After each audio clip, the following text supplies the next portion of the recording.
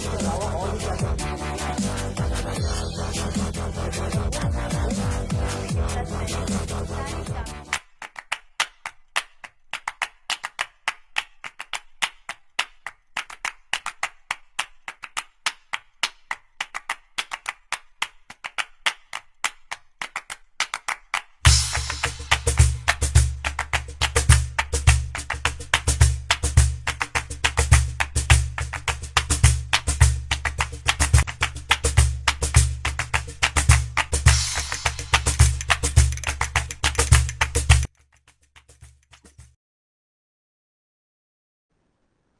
So students, actually मैंने फरवरी month तक, मतलब दिसंबर टू फरवरी जो ड्यूरेशन था, उसमें ये जो आपका सिलेबस दिखाई दे रहा है उसके ऑलमोस्ट सभी टॉपिक्स मैंने कवर करवा दिए थे और इसके लेक्चर्स भी अपलोडेड हैं। बट फिर भी मैं जो नए स्टूडेंट्स ऐड ऑन हुए हैं इस माइनिंग ज्ञान ऐप में, उन लोग के रिगार्डिंग बस मैं यही डिस्कस करना चाह रहा था कि सबका जो इम्पोर्टेंट टॉपिक है, सबका जो इम्पोर्टेंट एमसीक्यू क्वेश्चंस है, उसको मैं जैसा ही कि एग्जाम का नोटिफिकेशन आ गया होगा या जब भी उसका एग्जाम का एक बार फाइनल जो मॉक टेस्ट आप लोग प्रैक्टिस करेंगे, उस समय हम लोग एक बार फिर से एमसीक्यू सारे सॉल्व करेंगे, सो दैट आप लोग का भी एक बार रिविजन हो जाए।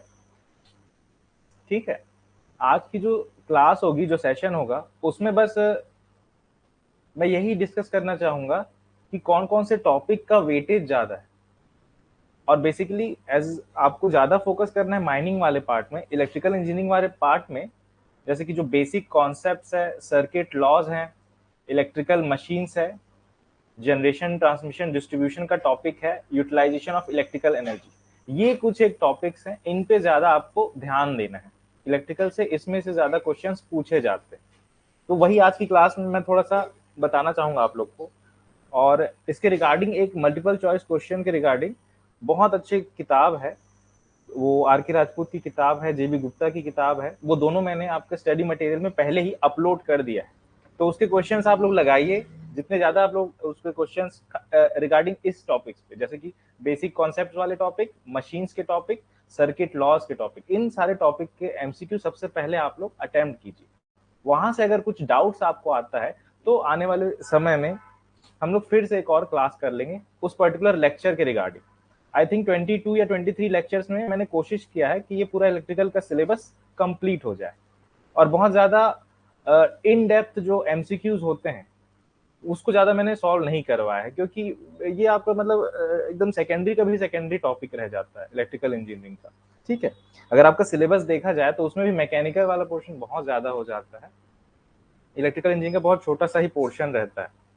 ठीक है, तो आज हल्का फुल्का सा हम लोग हर एक टॉपिक का किस वे में आप लोग को अप्रोच रखना है, किस वे में आप लोग को क्या बोल सकते हैं, प्रैक्टिस करनी है, कितने मल्टीपल चॉइस एमसीक्यू क्वेश्चंस लगाने हैं, ताकि आप लोग वेल वर्स्ड हो जाएं उस टॉपिक से, उसको मैं थोड़ा सा बस डिस्कस करना चाहूंगा।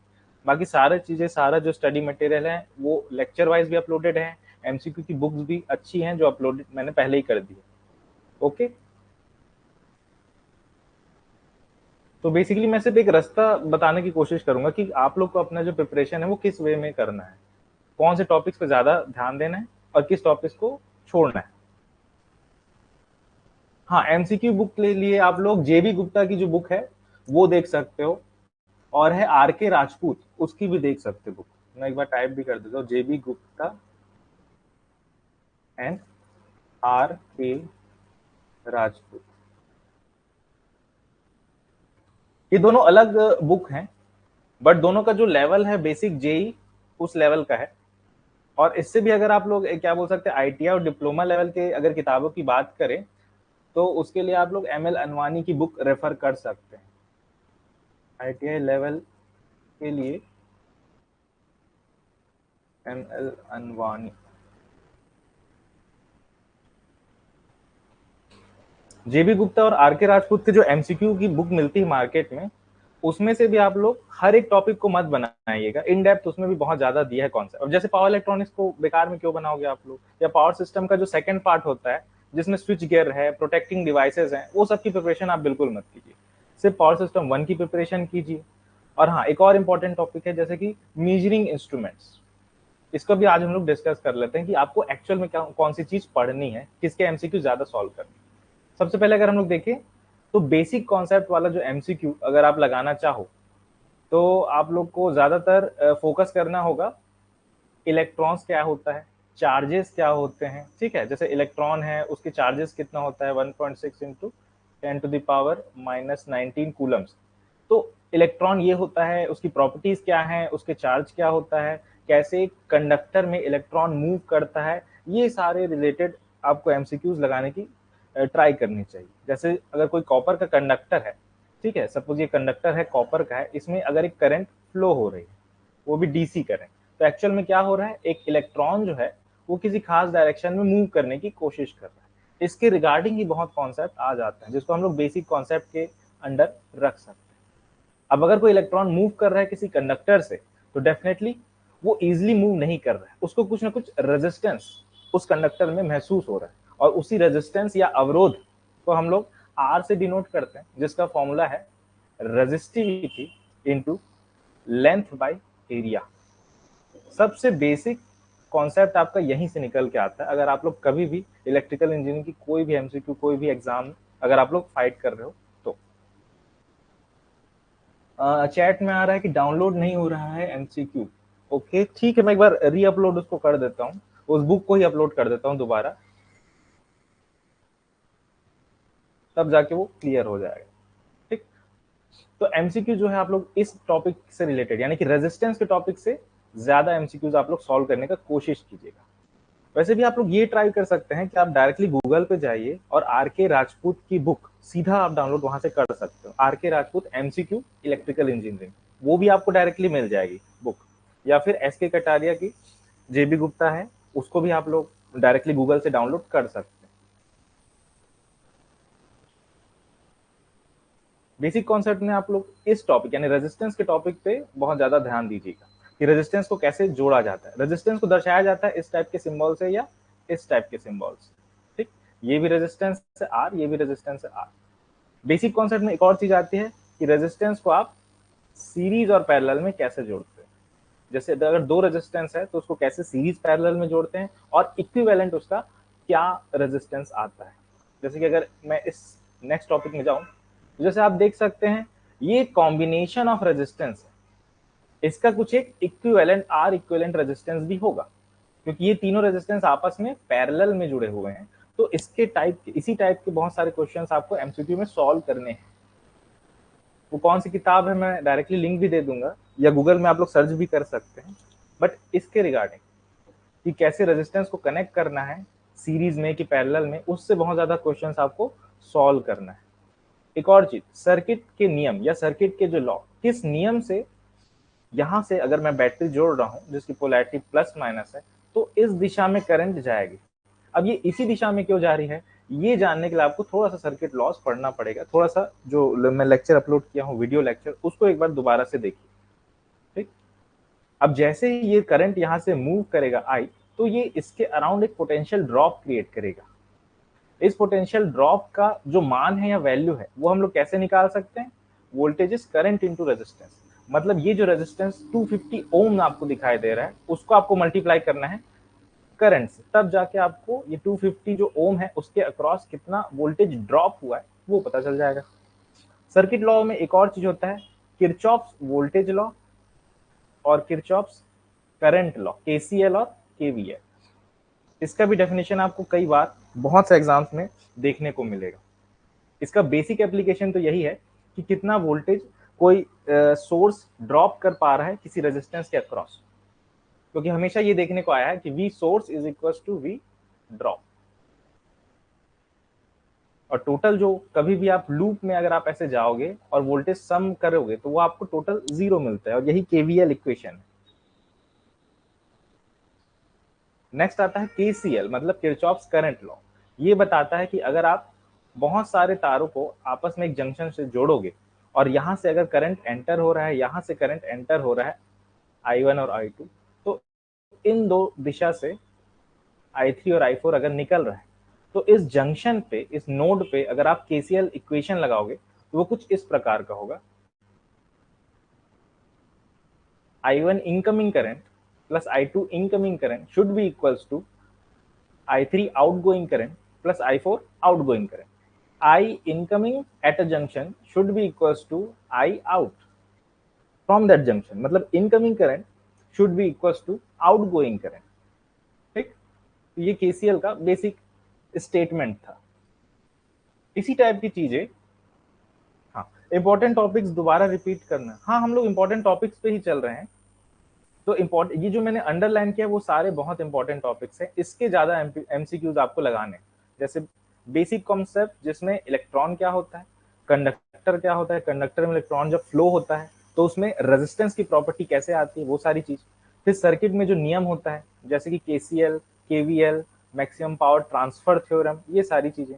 नेक्स्ट आता है measuring instrument, electrical machine, generation कैसे होता है पावर का, और कैसे उसको ट्रांसमिट किया जाता है ट्रांसमिशन लाइन के जरिए, और कैसे आपके घरों में उसको डिस्ट्रीब्यूट किया जाता है, ये एक इंपॉर्टेंट टॉपिक बन जाता है। और लास्ट में आता है फिर utilisation of electrical energy.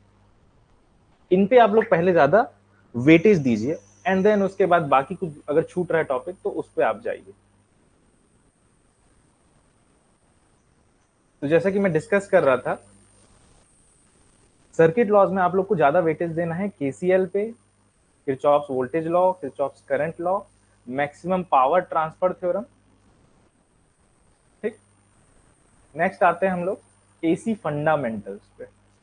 Fundamentals, इसमें भी बहुत ज्यादा डेप्थ में आप लोग से नहीं पूछा जाएगा, बस ये पूछा जाएगा कि जो सिग्नल आ रहा है अगर वो अल्टरनेटिंग नेचर का है, मतलब अगर वो समय के साथ, अगर ये एक्सिस है टाइम और ये एक्सिस है वोल्टेज, और समय के साथ वोल्टेज अगर इस वे में चेंज हो रहा है, उसका जो फंक्शन है वेरिएशन का वो साइनोसॉइडल फंक्शन है, तब हम उसे क्या बोल सकते हैं, वो एसी सिग्नल है या एसी वोल्टेज है। तो उसका जनरल जो इक्वेशन होता है v का, वो हो जाएगा V m sine omega t. ठीक, जहां वी एम बता रहा है आपका मैक्सिमम एम्पलीट्यूड, ये जो वैल्यू बता रहा है वो बता रहा है वी एम। अब इसी चीज में बहुत इंपॉर्टेंट कुछ पैरामीटर्स होते हैं, जैसे कि अगर एसी सिग्नल है और वो वक्त के साथ बदल रहा है तो उसकी फ्रीक्वेंसी कितनी होगी, मतलब एक सेकेंड में वो कितने बार बदल रहा है। नेक्स्ट है उसका टाइम पीरियड कितना होगा, मतलब उसको एक साइकिल कंप्लीट करने में कितना वक्त लगता है। फिर आता है वी पीक, मतलब वो मैक्सिमम कितना वैल्यू जा सकता है। और मोस्ट इंपॉर्टेंट टॉपिक है वी आर एम एस। इससे बहुत क्वेश्चन आता है कि ये आर एम एस वैल्यू या आर एम एस मान क्या होता है।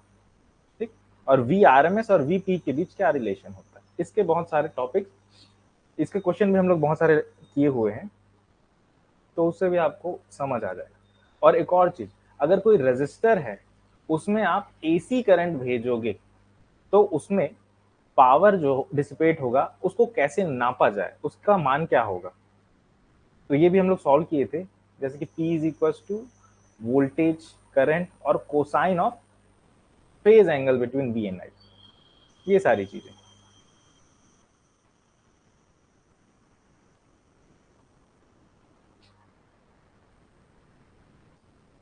अगर किसी रेजिस्टर में कितना पावर ड्रॉप हो रहा है वो देखना है तो आपको simply V square by R, ये फॉर्मूला लगाना चाहिए।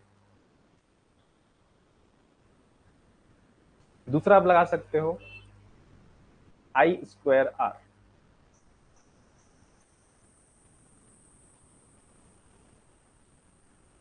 अगर आपको सिंपल सर्किट बहुत दिया जाएगा जिसमें इंडक्टर और कैपेसिटर का बहुत सिंपल सा वैल्यू दिया गया हो, तो उसमें रेजिस्टर और एक इंडक्टर, ये इंडक्टर का सिंबल होता है, जैसे ये रेजिस्टर है ये इंडक्टर है, या फिर एक रेजिस्टर और कैपेसिटर आर और सी। इस टाइप के बेसिक बहुत से जो सर्किट्स होते हैं ये सारे एलिमेंट्स कहलाते हैं, रेजिस्टेंस, इंडक्टेंस, रेजिस्टेंस, कैपेसिटी, ये सारे एलिमेंट्स कहलाते हैं किसी भी सर्किट के। तो इन पे एसी जो है वो अलग तरीके से परफॉर्म करता है। जैसे कि अगर कोई इंडक्टर है, मतलब ये इंडक्टर है, इसमें अगर मैं एसी करंट भेजूंगा तो ये उसको अवरोध या रेजिस्टेंस प्रोवाइड करेगा। कितना रेजिस्टेंस प्रोवाइड करेगा, एक्सएल। इसको रिएक्टेंस कहते हैं। क्या कहते हैं इसको, रिएक्टेंस। इसका फॉर्मूला होता है 2 पाई एफ इंटू एल। वैसे ही अगर यहाँ पे मैं आई एसी भेजूंगा तो ये जो कैपेसिटर है वो रिएक्टेंस प्रोवाइड करेगा, जिसको एक्स सी से डिनोट किया जाता है। उसको फॉर्मूला है 1/2 pi f into C. Most of the cases में, जैसे कि भारत में, फ्रीक्वेंसी जो है वो 50 हर्ट्ज पे ऑपरेट होती है। अदरवाइज जो भी इक्वेशन या जो भी वैल्यू डेटा आपको एग्जाम में दिया जाएगा, आप उस फ्रीक्वेंसी का प्रयोग करेंगे, अदरवाइज फ्रीक्वेंसी यहाँ फिक्स हो जाती है। तो इसी टाइप के कुछ एसी फंडामेंटल्स हैं, वो भी हम लोग ने पहले के जो अपलोडेड वीडियोस है उसमें कवर किया। बेसिक कॉन्सेप्ट में आपको यही समझना है कि पावर कैसे डिसिपेट हो रहा है, वो आपको कैलकुलेट करने के इन सब चीजों का इस फॉर्मूले का यूज करना है। इसी फंडामेंटल्स में एक और चीज इंपॉर्टेंट आ जाती है, वो होता है आपका फेज। फेज बोल सकते हैं या फिर फेजर बोल सकते हैं। मान लो कि मैं एक ग्राफ प्लॉट कर रहा हूं with respect to time, voltage का, ठीक। अब अगर मैं एक इंडक्टर के थ्रू करंट भेजूं, जिसके थोड़े समय बाद एक वोल्टेज भी डेवलप होगा, तो देखने को ये आता है कि जब वोल्टेज अपने पहले पीक में पहुंच रहा है, तो ये जरूरी नहीं है कि करंट भी उसी समय पीक पे पहुंचे। करंट थोड़ी देर बाद शुरू होगा और फिर वो अपने पीक पे जाकर के फिर कम होगा। तो अगर ये वोल्टेज है और ये करंट वाला कर्व है, तो ये दोनों वेव फॉर्म के बीच में जो डिफरेंस आता है, उसी को हम लोग फेज डिफरेंस बोलते हैं। क्या बोलते हैं? फेज डिफरेंस, या दोनों के फेज में अंतर।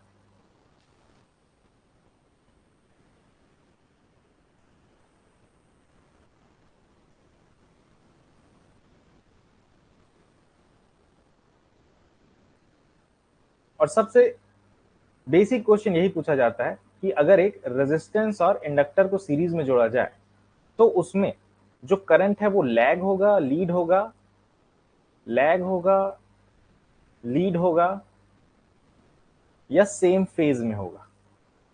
तो ये तो आप लोग दिमाग में रख लीजिए कि अगर इंडक्टर है तो लैग होता है, कैपेसिटर है तो लीड होता है, और सिर्फ रजिस्टर है तो दोनों वोल्टेज और करंट एक साथ ऊपर और नीचे जाते हैं। दैट मीन्स एक साथ दोनों पीक जाएंगे और फिर एक साथ दोनों जीरो पे भी टच करेंगे, अगर रेजिस्टेंस हुआ तो। इंडक्टर होगा तो ऐसा कुछ आपने को देखने को मिलेगा, और कैपेसिटर हुआ तो पहले आपको करंट देखने को मिलेगा और उसके बाद उसके पीछे पे वोल्टेज देखने को मिलेगा। ये बहुत बेसिक टाइप के एसी फंडामेंटल्स रिगार्डिंग क्वेश्चन पूछे जाते हैं एग्जाम में। नेक्स्ट आते हैं आप लोग मीजरिंग इंस्ट्रूमेंट।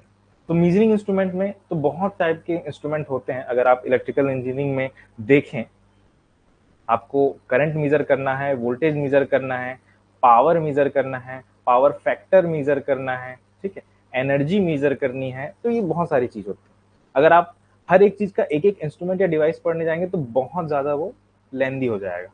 इसलिए आप एकदम बेसिक तक स्टिक रहिए। जैसे कि बेसिक क्या है? गैल्वेनोमीटर। गैल्वेनोमीटर, गैल्वेनोमीटर से हमें करंट की दिशा पता चलती है, मतलब करंट क्या इस डायरेक्शन में जा रहा है या इस डायरेक्शन में। और इतना ही सफिशिएंट है हमको गैल्वेनोमीटर की सहायता से वोल्ट मीटर बनाना, एम मीटर बनाना। करंट को जब हम मापते हैं तो किस में मापते हैं? एम्पियर्स में। और वो डिवाइस जो करंट नापता है उसको हम लोग क्या बोलते हैं? M meter, correct. अब एम मीटर का रेंज कैसे बढ़ाया जाए? जैसे सपोज पहले कोई एम मीटर है, वो 0 से लेके मात्र 5 मिली एम्पियर नाप सकता है, तो कैसे इसको 0 से लेकर के 100 मिली एम्पियर तक नापने के लिए डिजाइन किया जाए? इस टाइप के बेसिक क्वेश्चंस पूछे जाते हैं। तो आप लोग ज्यादा जोर दीजिए कि इस टाइप के एमसीक्यू सॉल्व करना। इसको बोलते हैं एक्सटेंशन ऑफ रेंज या रेंज एक्सटेंशन के क्वेश्चंस।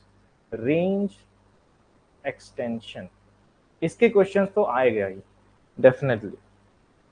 नेक्स्ट हम लोग आते हैं कि एमीटर को जोड़ा कैसे जाता है। तो हम लोग को पता है कि करंट जो है किसी सर्किट में फ्लो हो रही है, जैसे कि, और वो एक हर एक एलिमेंट से फ्लो होती है। जैसे आपके पास एक रजिस्टर है, दूसरा रजिस्टर है, और फिर एक बैटरी है, प्लस माइनस वीडीसी, ये रेजिस्टेंस R1, ये रेजिस्टेंस तो जो करंट है वो हर एक जगह से फ्लो होता है, हर एक डिवाइस से फ्लो होता है, हर एक एलिमेंट से।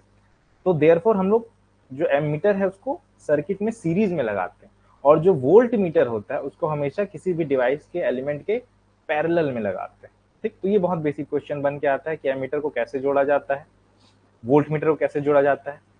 पावर, ये जो पावर नापने के लिए जो डिवाइस होती है उसको हम लोग बोलते हैं वॉट मीटर, मतलब क्योंकि वो वॉटेज नापता है इसलिए वॉट मीटर। उसका डिजाइन भी कुछ ऐसा रहता है, उसमें एक सीसी करंट कॉइल और एक पीसी प्रेशर कॉइल होते हैं। ये ऊपर जो दिख रहा है उसको सीसी बोलते हैं और नीचे जो दिख रहा है उसको पीसी बोलते हैं। सीसी को हमेशा सीरीज में जोड़ा जाता है और जो पीसी है उसको हमेशा पैरेलल में जोड़ा जाता है। इस टाइप के बेसिक क्वेश्चंस पूछे जाते हैं। तो ये भी इस टाइप का आपको सॉल्व करना, मतलब ये इस टाइप से रिगार्डिंग वॉट मीटर के रिगार्डिंग आपको एमसीक्यूज देखने ही देखने। वॉट मीटर को आप छोड़ नहीं सकते, वॉट मीटर के रिगार्डिंग जो एमसीक्यू है वो आपको बनाना है। नेक्स्ट आता है एनर्जी। एनर्जी मीटर, जैसे घरों में यूज होने वाला एनर्जी मीटर, वो किस सिद्धांत पर काम करता है। अब एनर्जी मीटर के भी बहुत प्रकार होते हैं, डायनेमोमीटर टाइप, इंडक्शन टाइप और बहुत से टाइप। बट आप उसके भी डेप्थ में मत जाइए, उसका भी बेसिक टाइप का ही एमसीक्यू सॉल्व कीजिएगा कि एनर्जी मीटर किस सिद्धांत पर, किस प्रिंसिपल पर काम करता है, प्रिंसिपल ऑफ वर्किंग। बहुत ज्यादा डेप्थ में नहीं जाना है इसके भी। एनर्जी मीटर का प्रिंसिपल, वर्किंग प्रिंसिपल क्या है, बस उस पर ही रहना है। और इंस्ट्रूमेंट, जो मीजरिंग इंस्ट्रूमेंट है, उसमें एक और बहुत इंपॉर्टेंट टॉपिक आता है डैम्पिंग का। What is damping, how to obtain different types of damping, damping कितने प्रकार के होते हैं, और टॉर्क या कंट्रोलिंग टॉर्क कितने टाइप का होता है, ये सब। ये टॉपिक के रिगार्डिंग आपको एमसीक्यू ज्यादा से ज्यादा सॉल्व करना है कि डैम्पिंग कितने टाइप का हो सकता है और डैम्पिंग क्या होता है, टॉर्क कितने टाइप का होता है और कैसे हर एक डिवाइस के साथ टॉर्क बदलता है।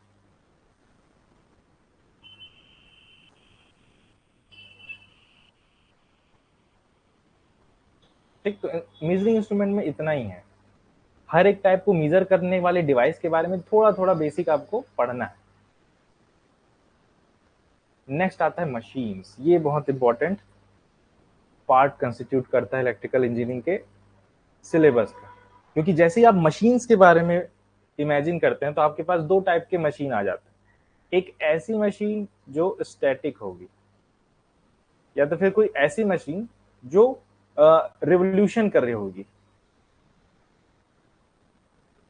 अब स्टैटिक मशीन क्या होगी, जैसे कि ट्रांसफार्मर। ट्रांसफार्मर में भी पावर का लेन देन होता है। वैसे ही रिवोल्यूशन या घूम रही है, ऐसे कौन सी मशीन हो सकती है, आइदर वो जनरेटर होगा या फिर वो मोटर होगा। अब जनरेटर भी दो टाइप का हो सकता है, या तो वो डीसी जनरेटर होगा या तो वो एसी जनरेटर। सिंपली मोटर भी किस टाइप का होगा, डीसी होगा या तो फिर एसी होगा। ठीक है। अब ट्रांसफार्मर में भी बहुत टाइप के ट्रांसफार्मर होते हैं। आपको हमेशा सिंगल फेज टू वाइंडिंग इस टाइप का ट्रांसफार्मर पढ़ना है जो 50 हर्ट्ज पे ऑपरेट होता है। उसमें कितने टाइप के लॉसेस होते हैं उसको पढ़ना है, दैट्स इट। सेम चीज आ जाता है जनरेटर में भी। जनरेटर में भी एसी जनरेटर जो है, जिसको सिंक्रोनस मशीन कहा जाता है, उस पर थोड़ा वेटेज रखिएगा, उसको ज्यादा उसके न्यूमेरिकल्स आपको लगाना है। और मोटर में कितने टाइप के मोटर होते हैं, टाइप्स ऑफ मोटर, कौन सा मोटर कहाँ, एप्लीकेशंस ऑफ मोटर, ये बहुत इंपॉर्टेंट है। एप्लीकेशंस ऑफ मोटर, ये बहुत अच्छे से आपको प्रिपेयर करना है। जैसे कि मिक्सर ग्राइंडर होता है, उसमें किस टाइप का मोटर लगता है, जो आपका ड्रिल है उसमें किस टाइप का मोटर लगता है, एलिवेटर्स हो गए उसमें किस टाइप के मोटर्स लगते हैं, जो आपका क्या बोल सकते हैं, कन्वेयर जो होते हैं उसमें किस टाइप का मोटर लगता है, वो सारी चीज आपको रीड करनी है, उसके रिगार्डिंग एमसीक्यू ज्यादा सॉल्व करना है। और डीसी मोटर में जो बहुत, जैसे कि क्या बोल सकते हैं, आर्मेचर, कम्यूटेटर, इन सब का क्या रोल है, इसके बारे में थोड़ा थोड़ा बेसिक्स देखना है। आर्मेचर, कम्यूटेटर, ये सब क्या है और कैसे काम करते हैं। ठीक। ट्रांसफार्मर में भी आपको लॉसेस देखने हैं और टाइप्स देखने, कितने टाइप के ट्रांसफार्मर होते हैं। लॉसेस में भी ऐसे लॉस होंगे जो करंट के साथ बदलते हैं और ऐसे लॉसेस हैं जो वोल्टेज और फ्रीक्वेंसी के साथ बदलते हैं। आप उसको कॉपर लॉस बोल सकते हो, आप उसको कोर लॉस बोल सकते हो। तो कॉपर लॉस और कोर लॉस ये क्या होते हैं, इसके बारे में थोड़ा पढ़ लीजिए, तो आई थिंक वो पूरा टॉपिक कवर हो जाएगा मशीन्स का। और जो कॉम्प्लेक्स मशीन है आई थिंक वो आपके सिलेबस में नहीं होगा। आपके सिलेबस में जो यहाँ पे दिया हुआ है फ्रैक्शनल किलोवाट मोटर, ये विशेष प्रकार के मोटर होते हैं, इनमें वर्किंग सिद्धांत बहुत अलग होता है। और सिंगल फेस इंडक्शन मोटर ये जो दिया गया है, इसमें हर बार एक चीज जो बहुत इंपॉर्टेंट पूछा जाता है वो है कि मशीन शुरू कैसे होती है, स्टार्टिंग जो है वो कैसे होती है, उसकी स्टार्टिंग के बारे में जितना आप पढ़ सकते हैं वो बढ़िया, well and good. Her bar single phase starting कैसे होती है इंडक्शन मोटर की, इंडक्शन मोटर का जो रोटर होता है वो कितने टाइप का होता है, उसका स्पीड कैसे कंट्रोल कर सकते हो, उसके बारे में बहुत क्वेश्चन आता है। तो ये तीन चीज अगर आप लोग कवर करने की कोशिश करोगे कि स्टार्ट कैसे होगा single phase induction motor, rotor कितने प्रकार का होता है सिंगल फेज इंडक्शन मोटर का, इसके रिगार्डिंग अगर आप सॉल्व करने जाओगे एमसीक्यू तो वो बहुत अच्छा आपको मार्क्स प्रोवाइड करेगा। स्पीड कंट्रोल में भी कितने वैरायटी से आप स्पीड कंट्रोल कर सकते हो, वो चीज, ड्राइव्स का क्या प्रयोग हो सकता है, वो चीज आपको देखना होगा। नेक्स्ट हम लोग आते हैं इलेक्ट्रिकल मशीन्स के बाद जनरेशन, ट्रांसमिशन एंड डिस्ट्रीब्यूशन। सो इसमें जो वीडियो है मैंने पहले अपलोड किया है उसको आप लोग पहले ध्यान से देखिएगा। उसमें मैंने ये बताया है कि कैसे एक जनरेटिंग स्टेशन में 11 केवी पे वोल्टेज जनरेट की जाती है और फिर उसको ट्रांसफार्मर की सहायता से स्टेप अप करके 132 केवी में भेजा जाता है किसी दूसरे रिसीवर के पास, रिसीविंग एंड पे। सपोज ये वाला जो एंड है वो है आपका कोरबा, वहां थर्मल पावर प्लांट है और वहां पे कोयला को जला के हम बिजली उत्पन्न कर रहे हैं 11 केवी के रेटेड वोल्टेज। फिर हम उसको स्टेप अप कर दिए ताकि करंट के सहारे जितना भी लॉस हो सकता है उसको कम किया जाए और फिर इस बड़े से ट्रांसमिशन लाइन में भेज दिए हमने। फिर इस एंड पे वापस से हम उसको स्टेप डाउन करते हैं 33 केवी पे, फिर फर्दर उसको स्टेप डाउन करते हैं 11 केवी पे। अब 33 केवी पे स्टेप डाउन करके हम उसको और भी अलग अलग यूज के लिए भेज सकते हैं, दूसरे राज्यों में भेज सकते हैं, ग्रिड के लिए भेज सकते हैं। वहीं पे 11 केवी पे स्टेप डाउन करके हम उसको किसी फैक्ट्री, बड़े मॉल उसमें भेज सकते हैं या किसी हाउसिंग बोर्ड में भेज सकते हैं। फिर फर्दर उसको 440 वोल्ट में भी स्टेप डाउन कर सकते हैं या और उसको नीचे देखा जाए स्टेप डाउन करके हम उसको 230 पे फाइनली आपके घरों में जो वोल्टेज आता है उस पे हम लोग भेज सकते हैं। तो यही पूरी चीज हम लोग, मतलब मैंने ये जो इंपॉर्टेंट चीज है, टर्म्स है, उसी को उस वीडियो लेक्चर में कवर करने की कोशिश की कि जनरेशन, ट्रांसमिशन और डिस्ट्रीब्यूशन क्या होता है। तो ये वाला जो पार्ट है स्टार्टिंग फेज वो है जनरेशन का पार्ट। ये कितने टाइप से हो सकता है, या तो आप हाइड्रो डैम में पानी छोड़ के टरबाइन के ऊपर वहां से आप जनरेट कर सकते हो बिजली, या तो आप कोयला जला के थर्मल पावर प्लांट में उससे बिजली जनरेट कर सकते हो, या तो आप न्यूक्लियर की सहायता से, किसी रेडियो एक्टिव फ्यूल की सहायता से आप बिजली जनरेट कर सकते हो। तो वो वाला पार्ट होता है जनरेशन का। नेक्स्ट आता है ट्रांसमिशन का। ट्रांसमिशन में आप किस टाइप का कंडक्टर, किस टाइप का कितने लेंथ का आप कंडक्टर ले रहे हो उसके बारे में थोड़ी सी चर्चा आप लोग कर सकते हो, देख सकते हो कि ये जो कंडक्टर है उसकी प्रॉपर्टीज क्या है, क्योंकि यही एक पोर्शन है जो सबसे लॉन्गेस्ट लेंथ का होगा। तो इसका क्या बोल सकते हैं, प्रॉपर्टीज जो है वो डिसाइड करेगी कितना पावर आप दूसरे एंड तक भेज सकते हैं। ये आपका सेंडिंग एंड है और ये यहाँ पे आपका रिसीविंग एंड है। 230 वोल्ट आपका रिसीवर बैठा हुआ है, आपका जो घर है या आपका क्या बोल सकते हैं कोई कंपनीज है, फैक्ट्रीज है, मॉल है, वो सारी चीज रिसीविंग एंड कहलाती है या लोड कहलाती है किसी ट्रांसमिशन लाइन के लिए।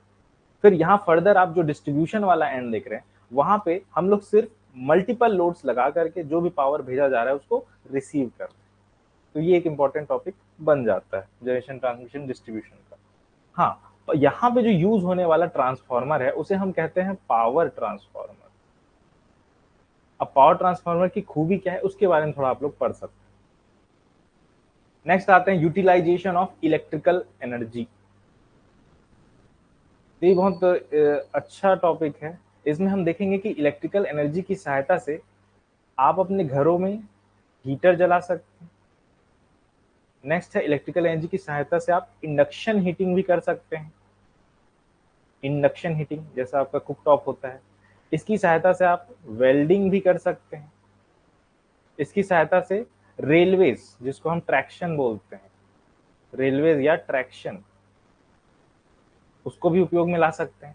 तो इन तरीकों से आप इलेक्ट्रिकल एनर्जी का उपयोग कर सकते हैं। और एक और बहुत इंपॉर्टेंट चीज यूटिलाइजेशन ऑफ इलेक्ट्रिकल एनर्जी में आता है इल्यूमिनेशन मतलब घरों में जो प्रकाश करने की व्यवस्था होती है उसके बारे में भी हम लोग इस टॉपिक में कवर करते हैं।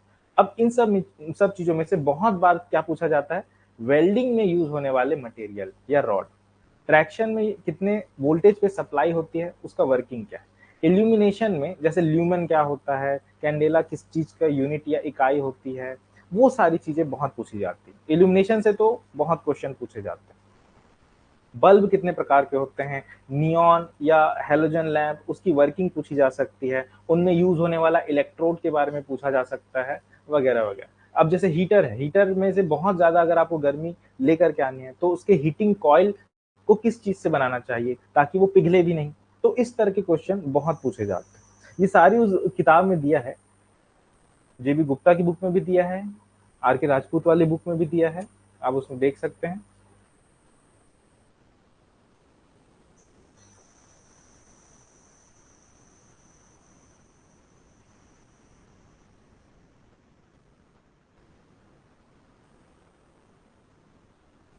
लास्ट आते हैं बेसिक इलेक्ट्रॉनिक्स। तो बेसिक इलेक्ट्रॉनिक्स में मोस्टली इसी टाइप के क्वेश्चन आते हैं। सेमीकंडक्टर क्या होता है, सेमी कंडक्टर क्या होता है, पी टाइप और एन टाइप सेमीकंडक्टर से आप क्या समझते हैं, होल्स क्या होते हैं, उससे कंडक्शन कैसे होता है, इलेक्ट्रॉन्स में इलेक्ट्रॉन्स के द्वारा कैसे कंडक्शन होता है, ये सारी चीजें। और कभी भी जब पी और एन दो सेमीकंडक्टर को मिलाते हैं तो जो जंक्शन बनता है उसका क्या रोल है, डायोड क्या होता है, डायोड की सहायता से आप क्या कर सकते हो, ये सारी चीजें।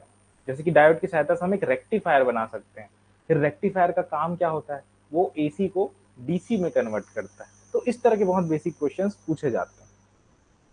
जैसे सिलिकॉन और जर्मेनियम ये दो अहम सेमीकंडक्टर हैं जो सिलिकॉन टेक्नोलॉजी से रिलेटेड जो इंडस्ट्री है वो बहुत यूज करती है। सिलिकॉन का जैसे बैरियर पोटेंशियल कितना हो सकता है, जर्मेनियम का बैरियर पोटेंशियल कितना होता है, 0.7 वोल्ट, 0.3 वोल्ट, इस टाइप के बहुत बेसिक क्वेश्चन पूछे जाते हैं। तो आई होप बहुत सारे जो चीज़ है आपको सिर्फ सुपरफिशियल पढ़ना है, बहुत डेप्थ में नहीं पढ़ना है। इसलिए मैं बोल रहा हूँ कि वो वाली जो बुक्स मैं रिकमेंड कर रहा हूँ उसको आप जरूर देखिए और बहुत डेप्थ में पढ़ने की कोशिश मत कीजिए एकदम, क्योंकि ये वाला जो इलेक्ट्रिकल इंजीनियरिंग का सिलेबस जो है इसके बहुत सारे जो एमसीक्यूज हैं वो आपको डायरेक्ट उस बुक से मिल जाएंगे, इन डेप्थ आपको नहीं पढ़ना है।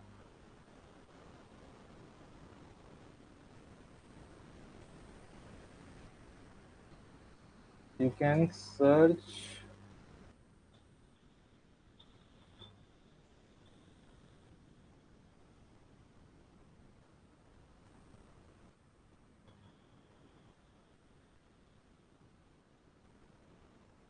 kindly type the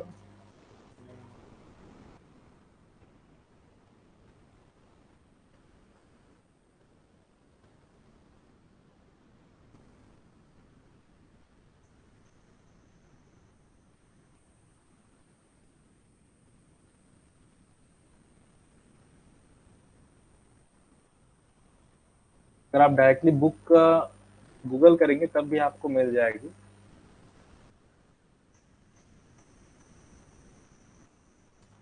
JB Gupta MCQ electrical engineering.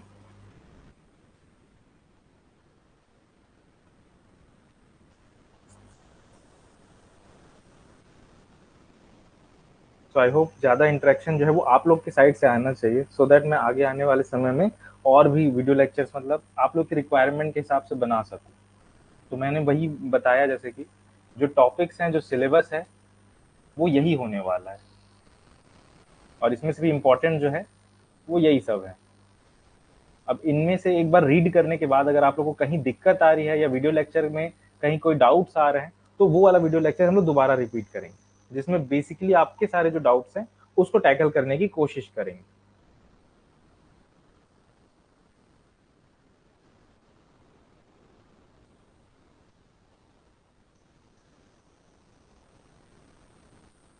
जैसे अभी आप लोग बताइए कि अगर आप लोग ने सारे वीडियो लेक्चर्स या कुछ वीडियो लेक्चर्स जो देखे होंगे और उसमें से कुछ बातें समझ नहीं आ रही होंगी तो हम लोग उसको एक बार डिस्कस कर सकते हैं। फर्स्ट प्रायोरिटी में तो आप लोग यही रखिए कि एमसीक्यू ज़्यादा से ज़्यादा आप लोग सॉल्व कीजिए और उसमें से जो डाउट्स आएगा उसको अलग से नोट कीजिए। उसको हम लोग फिर अलग से एक वीडियो में कंपाइल करके अपलोड करने की कोशिश करेंगे।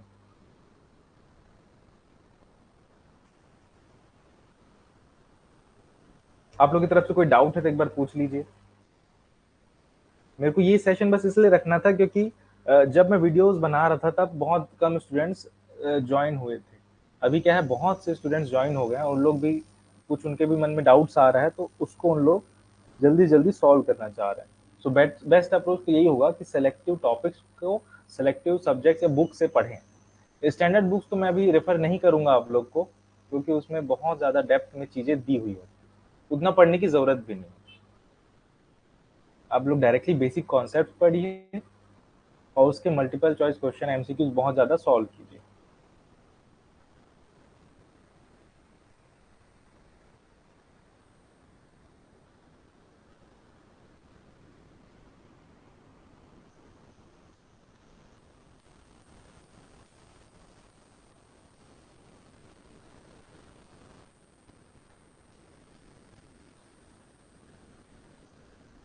ठीक है, बताइए फिर। अगर किसी को कोई डाउट नहीं है तो फिर अभी का सेशन हम लोग एंड करते हैं।